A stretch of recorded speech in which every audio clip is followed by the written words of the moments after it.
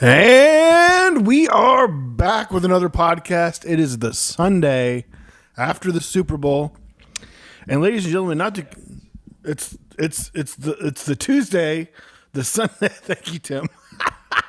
Let's say Tuesday. Yes, it is Tuesday.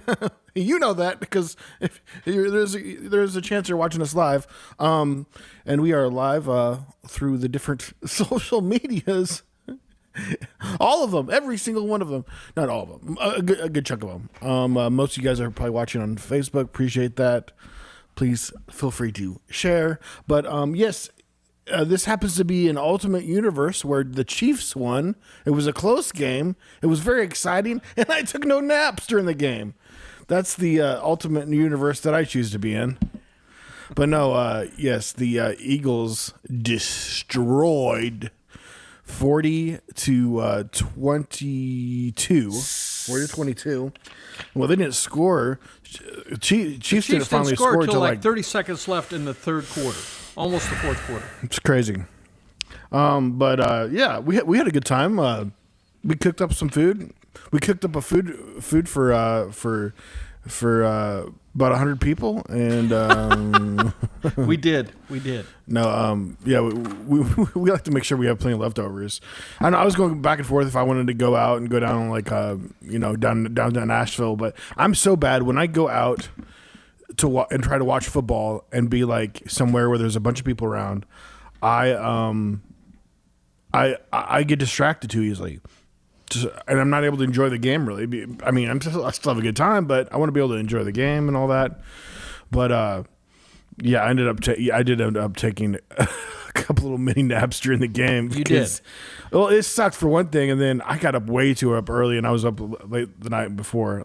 I think I only got like 3 hours of sleep. But and then I was yeah. But we had a great time. Had some Tim made brisket. And some pulled pork, and pork butt does not come from the butt of the pig; it comes from the shoulder, but it's called pork butt. That really disappoints me. You ruined my reality. You thought the pork butt was from the butt of the pig. I didn't have to know that, Tim. I really didn't need to know that. The shoulder, the butt of the shoulder. Get your shoulder butt off me. What? But yes, which was excellent. Very juicy. Tim cooked it all night and went out perfectly without any hitches. Perfectly. That's how we do it here. Never any complications. Perfectly. Look into my eyes. It went perfectly. Enough said there. Well, we can go into that since you brought it up. If you want to, I mean. So I put it in about a little bit after midnight, and I haven't done it in a couple of years. So, and I know, especially when you get to, especially the pork, and I guess now the latest is they do it for the brisket as well. When it gets a certain point, you got some sound coming out of your phone. Yeah. But when you reach a certain point, you take it out and you wrap it in wax paper. And we didn't have any wax paper. And so Sunday morning, it was in there. It had been in there about 8 hours, and I went to Walmart before church, and I went and got wax paper, and then I saw butcher paper. Whoa, in my mind, I don't know, I was maybe still half asleep. I mean, I'm very embarrassed. This is a very embarrassing story on my behalf.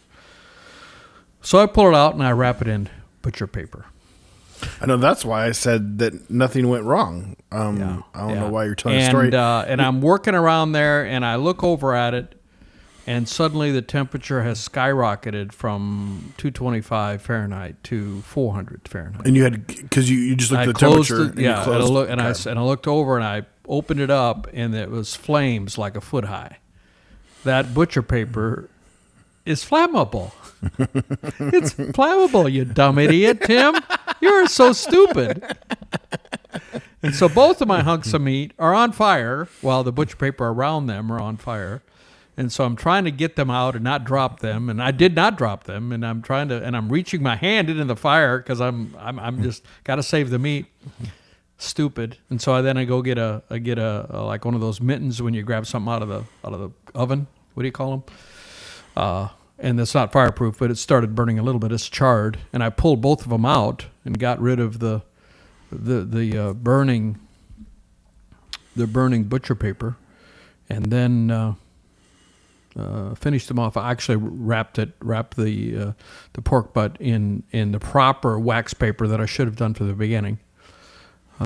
Doggone it. I'll never make that mistake again. I guarantee you, I never will make that mistake again. So, and it turned out great. In fact, sometimes you go and they're broiling the outside and there's flames. Maybe sometimes the outside of a piece of meat and you broil it to keep all the flavors in. It might be the best way to do it. Mm-hmm. Wrap it in butcher paper, burn it on fire, get it charbroiled on the outside, because it certainly turned out amazing. Oh, yeah, it was Absolutely fantastic. Amazing, both of them. Then I made the brisket and the pork. Oh my gosh! I made some loaded mashed potatoes and then some cheesy corn to go along with it. We just got a little. I went straight to a food coma afterwards, but so it was a great meal. We've already had it leftovers a couple times since then. I think you probably have too, right? Oh, I've been eating them every day. We got enough food. And then we had a guy come and install a dishwasher because he needed to do dishwasher. And I said, hey, you like brisket? And I cut him off a big hunk, gave it to him. He was pretty excited. Bonus. Just because I don't know. I'm afraid we're not going to eat it all. But I mean, it's huge. It's so big. All right. Yeah, I know, because what they tell you on the leftovers are good for 4 days or whatever. No more than 4 days. Give it to somebody who's going to eat it. Maybe we should freeze some of it. We probably should freeze some of it. Because it's still an awfully big hunk of meat there. I can't see us eating that in the next 2 weeks. What's left? No, the pork. We'll get the pork eaten, but the cream corn's all gone. There was a little bit left of that, and then there's still plenty of mashed potatoes. But But good stuff. Game, of course, was a blowout. Halftime, I enjoyed it, and I'm not a big fan of his, but Kendrick Lamar, he just won Grammys, but people were complaining about it, I guess, like crazy. But I guess that's a common thing for people to just either love or hate. It happens, I guess, with every halftime show. People are going to complain about it. I was like, I had no complaints at all. The cinematography was amazing. I was like, it looked amazing. There wasn't any sound issues. You keep talking, sir. Keep talking. Yes, sir. And so it was a great time. He killed it. But man, just everybody has opinions, especially on online days now. It was pretty hardcore. Like it's horrible. You got to play something everybody likes. Well, you know what? It don't matter what you play. Every artist that is out there, there's plenty of people that don't like that artist. And especially once you get bigger, that's even more. The more haters you have, so it's impossible to please everybody. So it's just going to be, especially when you have 1 billion or 2 people watching this. You just gave me a panic attack. You were talking about something about sound, and I'm like, is our sound on? Is our sound on? Hey, there's never hurts to. We've done a podcast or two where they were silent. I've done a live stream where it was silent. I'm like, well, I apologize for you're going to hear that a little bit in your ears, but I don't think your mic's going to pick it up. But it's just going to be a little annoying. You can hear it a little bit. My headphones are going dead, so that's, I guess, why. Technology. Yeah, this stupid phone. You try to turn the volume down, but it won't let you take down the volume all the way down to 0. Which that's my old phone. Which is it's so funny. It works. You can use it just fine, but there's just little things about it that doesn't work right. The reader. If you were to like try to use a ticket to go check into somewhere, that won't work anymore. Different random things. Oh yeah, I have facial recognition. Yeah, facial recognition. I haven't used for the last 3 years, so I was pretty. Getting a new iPhone was like it was extra big for me because there's all these things. Why don't you use your new phone? No, I am using my new phone. I just use it for the camera for this. So like getting my new phone is a big deal. Okay. But I still got to use that for my Amazon account because I don't know my Amazon account information and it's connected to some email that I can't access. It's so stupid. But so I got to call and fix that at some point. But anyways, But those of you who are regular, talk about technology. Yeah, we're using our phones. Technology, yeah. Technology. Are we going to do the bit where everything I say, you're going to sing it? Definitely not. Anyhow, yeah, we're using our phones as cameras, and we're using a third phone for going on TikTok.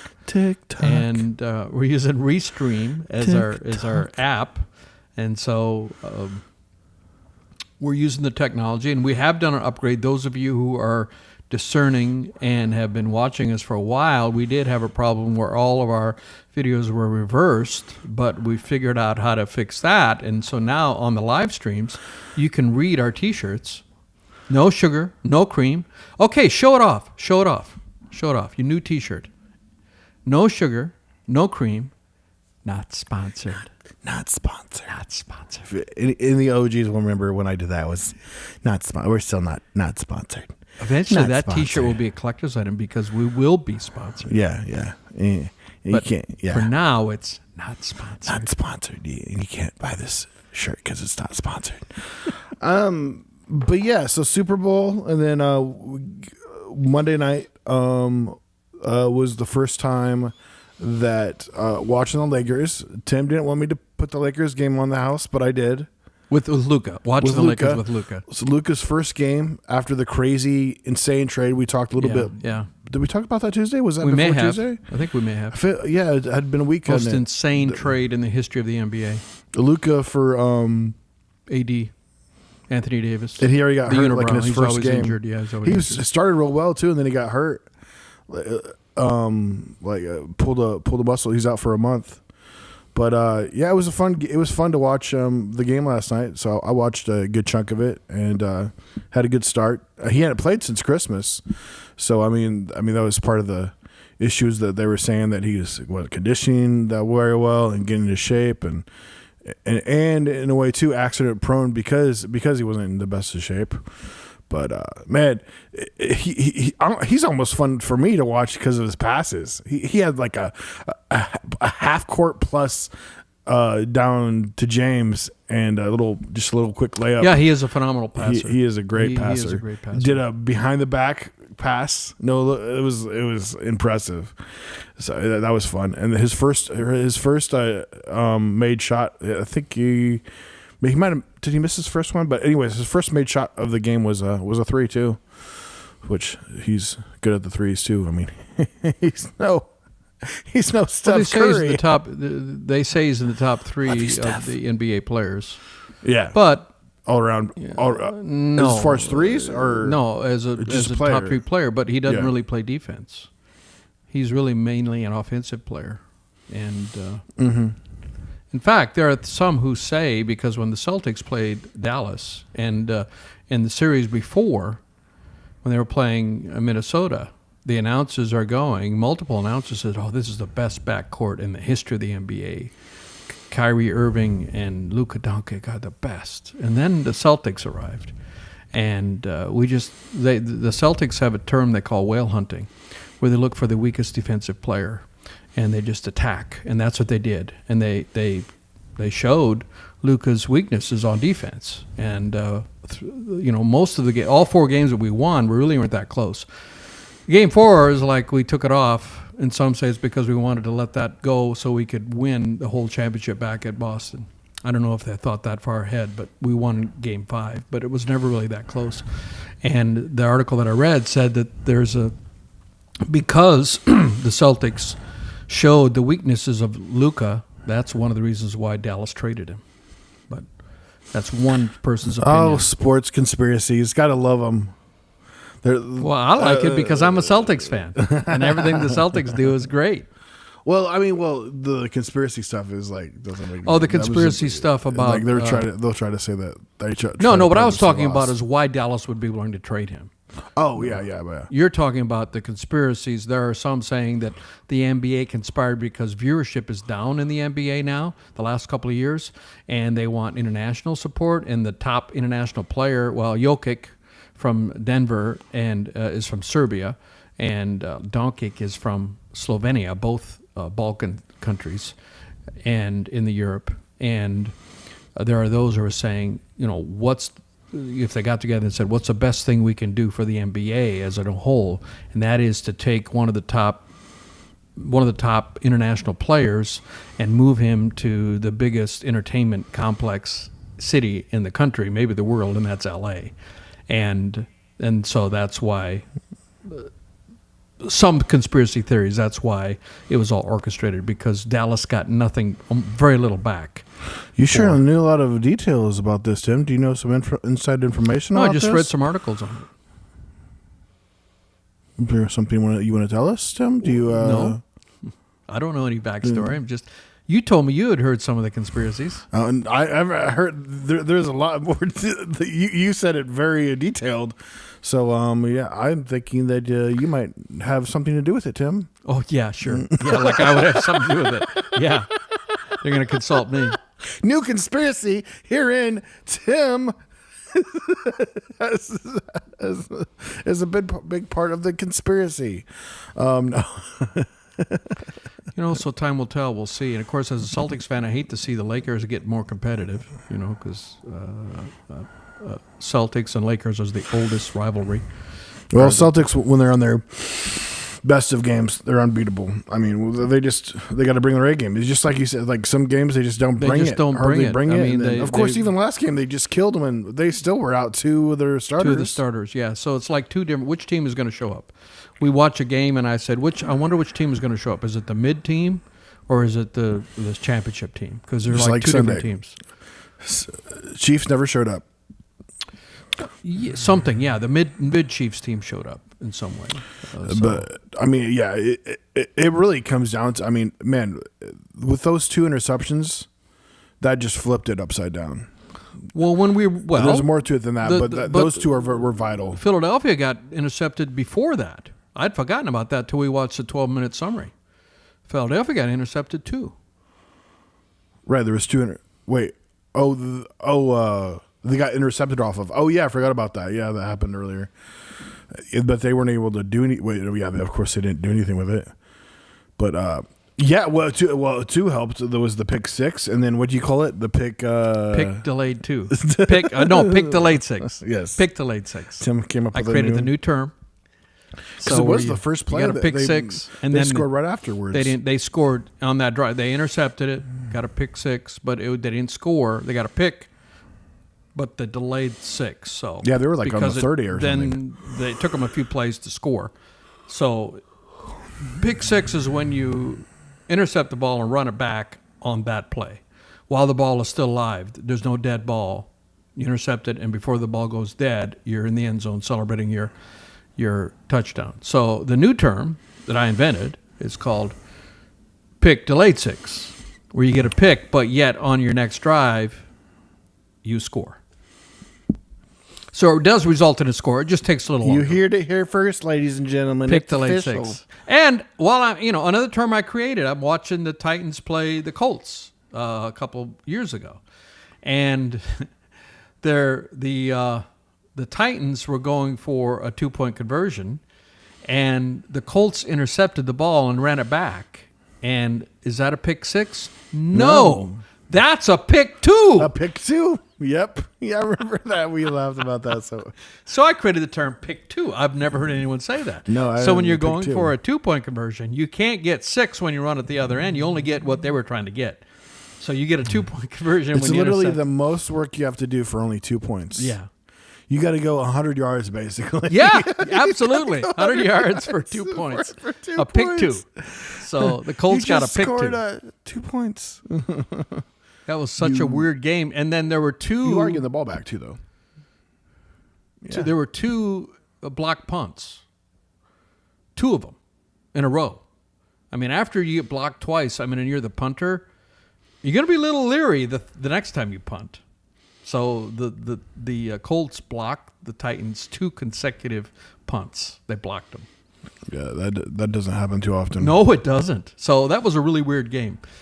We got a pick two, and we got 2 blocked punts. But still, nobody has won 3 Super Bowls in a row, and who knows when it will ever happen. It's plausible. I mean, he's still gosh, the Chiefs quarterback, Mahomes, 29. Man, yeah, 29. He's still probably got a good 5-6 years on him. I mean, and Could two be nowadays 10. Could be 10. Could be 10 or 12. I mean, look how 44? Brady went to 44, and how about Aaron Rodgers? He was in his early 40s, right? Yeah, or he's still going, or is he retired? That's news. But so he flew all the way back to meet with to New York to meet with the coaches and stuff, and they decided they're going to go another direction. But it seems like that he still wants to play. So he's probably going to be somewhere else next year. So that's going to be exciting to see where he ends up. Or he could decide to retire. But it seems like he still wants to play. So that's going to be exciting. I mean, he's considered one of the best throwers ever. He got MVP 2 years in a row there. Yeah, he's amazing to watch. I watching him on the Pat McAfee show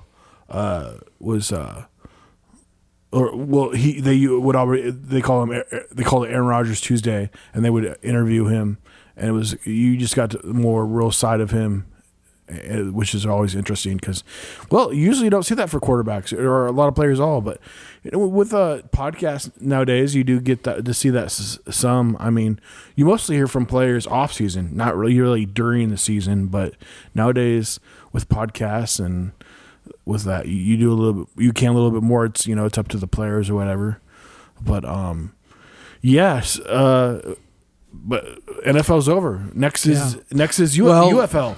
Yeah. Off-season, and to summarize it, as a very casual fan, you're a much better fan, a much more knowledgeable fan than I am. But it appeared that the defense, the pass, I mean, they sacked Mahomes 6 times, at least 5. Yeah, and 2 sacks in a row at one point. Yeah, 2 sacks in a row, and then 2 interceptions. So, the pass defense, specifically pass defense, meaning you're rushing, and they never blitzed. None of those sacks came from a blitz. So either they've got monster defensive linemen, or they figured out how to outduel. And then there were holdings because after your guy gets sacked a number of times, and then Kansas City offensive linemen are like, oh my gosh, we can't let him get sacked, and so they were getting called for holding, and it's like a downward spiral. Yeah, Mahomes is nervous back there because he's going to get sacked. I mean, once you get in that momentum, I feel that it's just a direction you're going to go. And then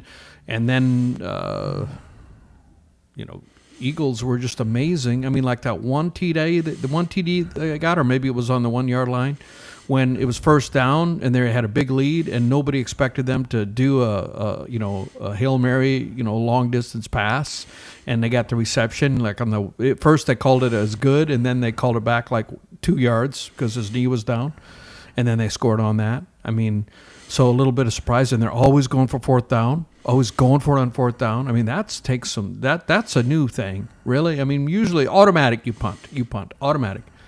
Not the Eagles. They went for it a number of times on fourth down. Short yardage, but still.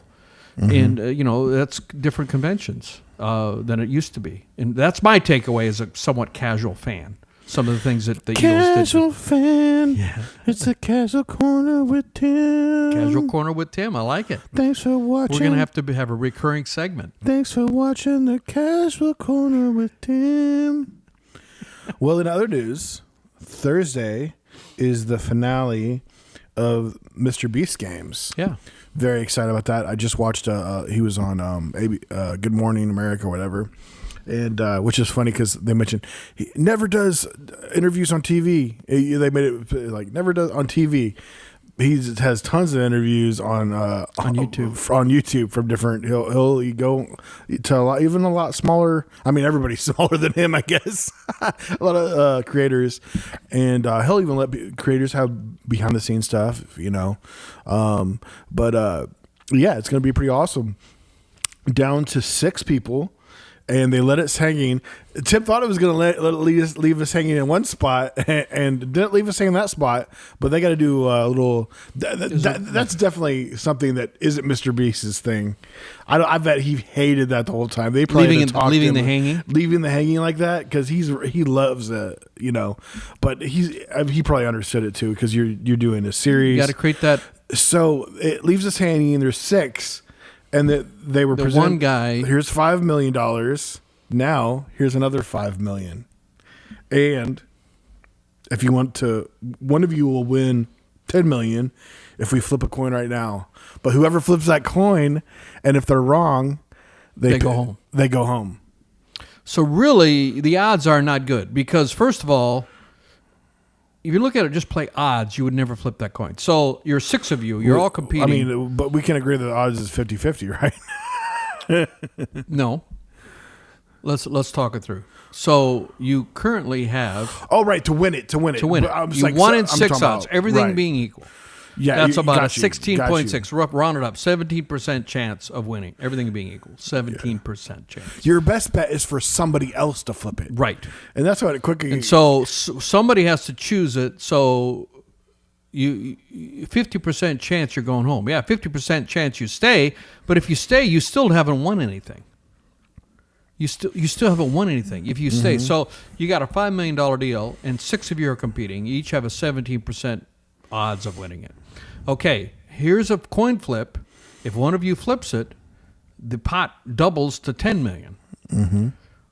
But I'm still one in a 6. But you're still one in 6. Yeah. You don't gain anything other than the fact the pot goes to $10 million. So 50% chance of going home before you even get to the down and dirty of competing for the $5 million. So why anyone would select that, but I read some articles on why he may have, because apparently in the previous challenge, he was the only one who lied about stuff. And remember, they said, you lied, and he thought that he had no chance of winning. They would vote him out right away anyway. Yes, it has been very much a social game. Yeah. And if you betray, they will remember you and you'll be marked, and the odds are, if there's a chance, they'll get you out. So very social, right? And so he already had realized, or that's what the logic was. I don't think anybody interviewed him, but they were analyzing it, and he had kind of betrayed. Totally makes sense, yeah. Yeah, so he thought, I'm going to be going home anyway if I just stay at 5. And this way, if I roll the dice and get it to 10, maybe I'll regain some of that negative feeling towards me because I roll the dice, so I win either way. If the pot gets twice as big, and then maybe I redeem myself a little bit by taking the chance of flipping the coin for everybody. And then if I go home, I was going to go home anyway. It's so funny watching this, and we both were annoyed at times just on how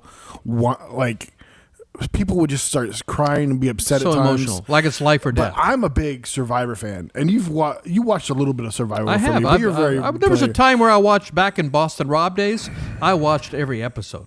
Oh yeah, that was the odds. Boston Rob. Yep. He even came back a lot later and was like a coach at one point. Like then they did an All Stars, and he was involved with that. And he won the $1 million, and his wife won the $1 million. Which is both. So that's between amazing. the two of them, still they together won. today. Are they? Yeah, that's great. I love it.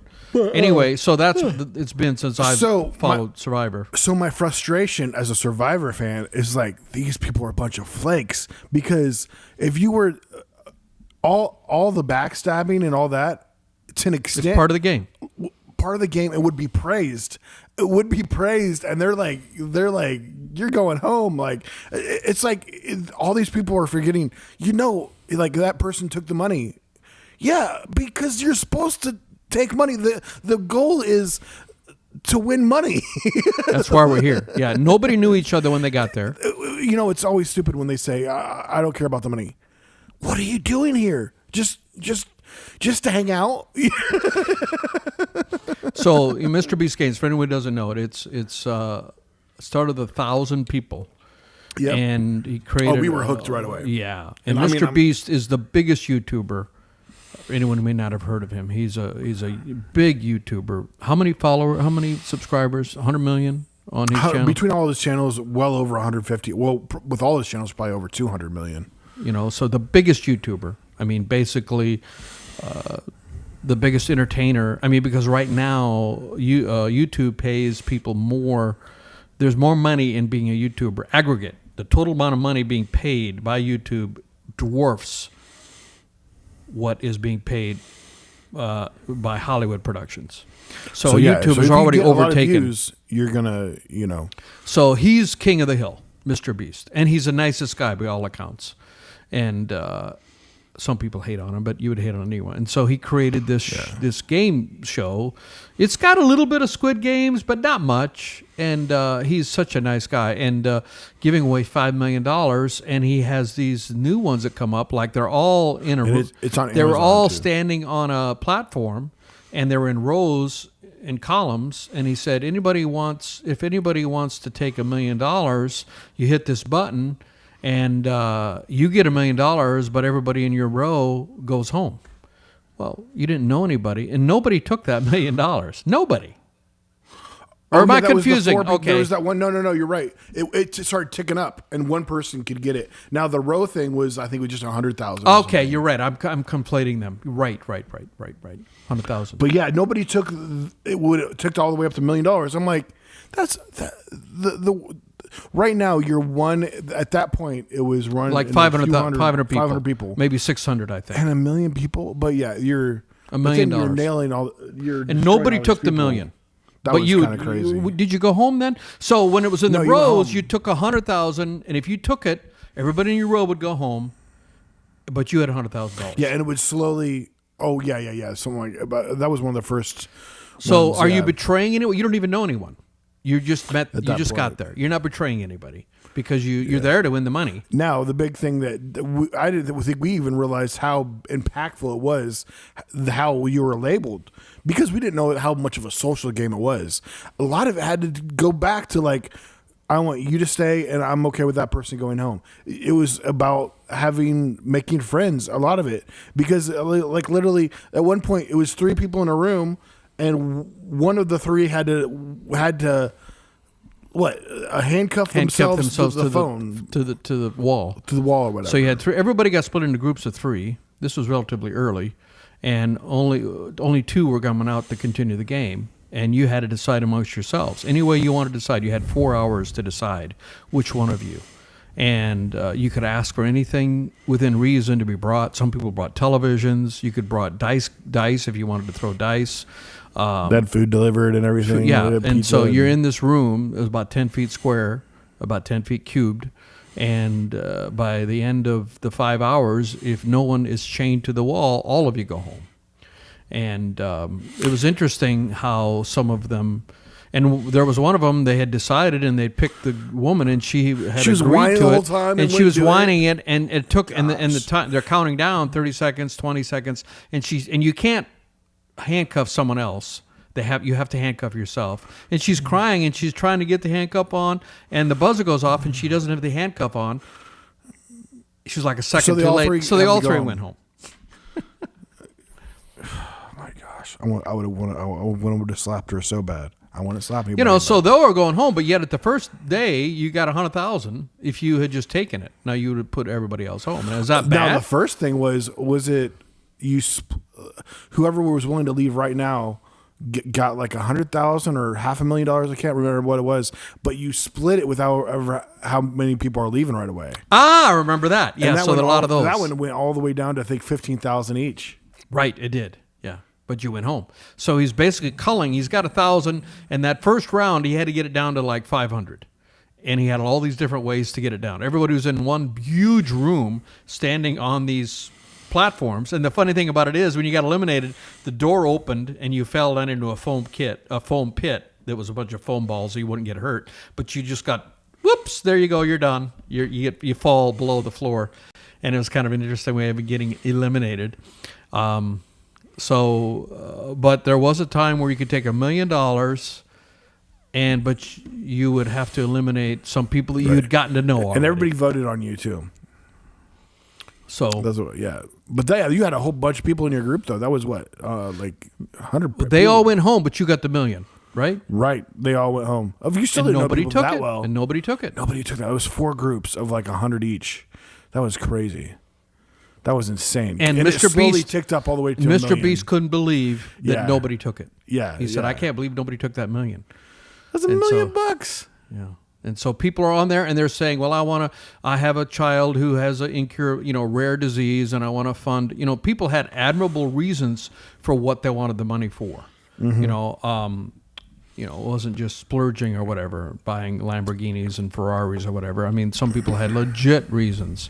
And there was a lot of Christians on there. I noticed that there was people praying in groups and that wasn't cut. That was left in there, I know. It was props to Amazon for leaving that in there. I mean, like if that was on Survivor and if they were people doing that, they probably wouldn't show that. And then they were happy leaving the stuff too, where they were kind of using religion as an excuse too a couple times. But yeah, for the most part, it was really in a good light. It was for the most part, yeah. And then there was an island, 1.8 million. There was like 60 people left. And okay, here's a side deal. You're going to compete for this island, 1.8 million. The island's worth 1.8 million. Somewhere down off of Panama, somewhere down by Panama. Yeah. And okay, how many of you want to compete for the island? If you compete for this, if you lose, you're out. Yeah. No. Yeah. No, I don't think that was it. Yeah. Remember, it was 1 in 10, and if you don't win, you go home. Okay, I didn't remember it that way. Yeah, we got to double check it. We got to double check it. But yeah. I didn't think there was any risk. Well, yeah, that's why you wouldn't take it then. Yeah, well, then everybody would have played. You're right. So only 6 of them? 10 of them. There's 10 people. 10 of them. 10 people said they want to compete for the island. But well, there you got 10% chance. 10% chance at that point, and there's still like 50 or so people left. And there were 50 people that said, no, I'm not going to do that, to go for the $5 million. So, yeah. You had a 2% chance to get the $5 million, but you had a 10% chance to get 1.8. Which you could sell the island and still pay the taxes on it and still have $1 million bucks. And Mia won the island and continued kept going, and it was able to keep going, and then she got voted off. Yeah, or she got rightfully so, because it's so much a social game. Yeah. Now there's a better chance playing like a big part of Survivor is where you can get voted off, but then you can earn a necklace by competing in something that's very much immunity. Physical. You get immunity, yeah. A lot of time physical or mental. Yeah, immunity challenge. And that physical or mental had some. Really, there's teams of that happening, but really for the most part, most of the stuff is mental. Hey, it's you're gonna get shot now. That Squid Games guy. Squid Games. Listen here, you shall respect the game. You guys are talking about this Mr. Beast a little bit too much. Let's move on to something Netflix related. Yes, Mr. Squid Game. What about something Matrix related? I don't know. Did your first movie come out like in 1999? Yes, but then there's a couple more. But every movie after that was complete crap. The only good one is Matrix 1. Yeah, but I made over $1 billion. Well, we have billions of watches from $1 billion company, Netflix. Oh, sorry. Are you guys still here? I'm sorry. I thought I was alone. Apologize. Netflix wins. Matrix for life. Ooh. There is a little bit of Squid Games influence in Mr. Beast games. Squid Games. And they're coming out with another. That's a good one for you to watch. There's a Squid Games competition he does for $400,000. Oh, Netflix do you know that Netflix put out like a game, and you won like 4.2 million, I think, or something like that million. It was really good. Like I shouldn't say who wins because, well, spoiler alert, but I won't say who wins. But it wasn't the most athletic person or anything like that. Like it was amazing to watch. It was someone that was very clever and It was amazing. But yeah, I think there's like 8 or 10 episodes, and somebody wins, and it's fantastic. Yeah. Yeah, you definitely should like that. If you like that, you would definitely like that. But then Mr. Beast, so Mr. Beast did a Squid Games. He knocked it out in one episode. I think it was like 20, 25 minutes. Did a whole game like in 20 minutes. Now, there's reenactments. Don't shoot people dead.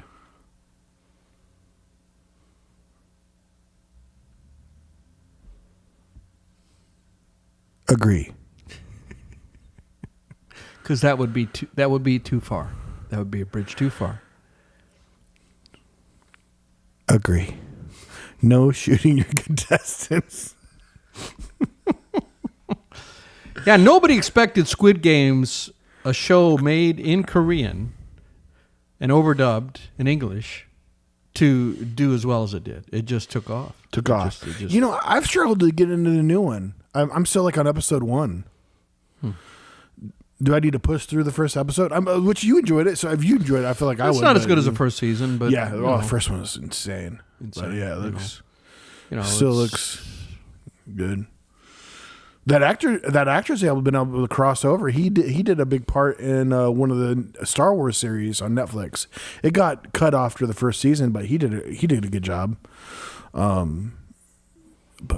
South Korean actor. I mean, Korea is a powerhouse considering in the music world, yeah, and and also now the acting Squid Games, and it's not that big of a country. It's only about 30 million movie people. Of the year. I still have never seen that one. That's supposed to be crazy. I don't think that was Korea though. That wasn't Korean. That was just Asian. A lot of Asian people, but I don't think it was from Korea. Are you talking about Everything Everywhere? That one? No. A different one. The one. That's a few years ago. A few years ago, it won. It won Picture of the Year. I think. Oh right, I remember. Yeah. It's on the tip of my tongue. I think it might be me on Netflix or Amazon right now. But yeah. So unfortunately. Or fortunately, depending on where you are on this, on population. I mean, there are people saying that we have too much population on this earth. But South Korea has... I feel like that's kind of because of all the I feel like I don't hear that as much anymore because I mean, you hear about all the issues now. I mean, goodness, China stopped doing the whole one-child policy. They did. But still, China, by some predictions, will drastically drop in population. You ever seen the map that showed where the population by like of the U.S. map by color code or whatever, or just by showing where the population? It's like, what is it? Like 95-97% of the population is in like all these big cities are basically it's kind of crazy. Like there's still tons of rural land that you can purchase, and if you want to, which is becoming more of a common thing now that people want to be able to live off the land and everything, and go back to the old ways. Be able to be able to grow everything, which could be a lot of work. I'll let you guys do that, and I will go to the grocery store. Or you know what? I will order it from my Uber app. Anyhow, South Korea has a main problem. They have the lowest fertility rate of any country in the world. Right. It's, I think, 0.85, and you're supposed to be at 2.1 per adult female, kids per adult female, and they're at 0.85. And Italy is also, Italy's over 1 based on the numbers I've seen. But Italy is also shrinking in population. Japan too, right? Japan too. Japan is shrinking in population. So nobody wants to have kids, and part of that is the cost of having kids and childcare. I mean, childcare is so incredibly expensive. And France has had declining birth rate, but they have had a ability to raise it just a bit because they've had programs that have helped with taking care of kids and giving money if you have a kid. And rewarding people who have kids, but they're still below the 2.1. And we are, except for immigration. When we deport everybody, then our population will go down. The illegals or whatever. Do we count them part of? Are they in the population numbers? Good question. I don't think so. I don't know. That's a good question. You look up the population in the United States. Does that include the illegals? I don't know the answer to that. That's a good. We should research that. it's all going to be guess anyways, right? It's going to be theoretical. Yeah. I think we're around 330 million. It's so interesting that you trust a lot of these different. It's easy to want to trust a lot of these. I would say anytime that you see a statistic, look at it, read the numbers, and the funny thing is, a lot of times it was only taken with 1,000 people or 500 people. Some of them are less than that. Like a batch of 1,000 people. Yeah, you're going to get a theoretical, but I mean, goodness, a batch of only 250, and are those in a certain place? Where are you? Are you just getting those on the street? Are you just using a certain website?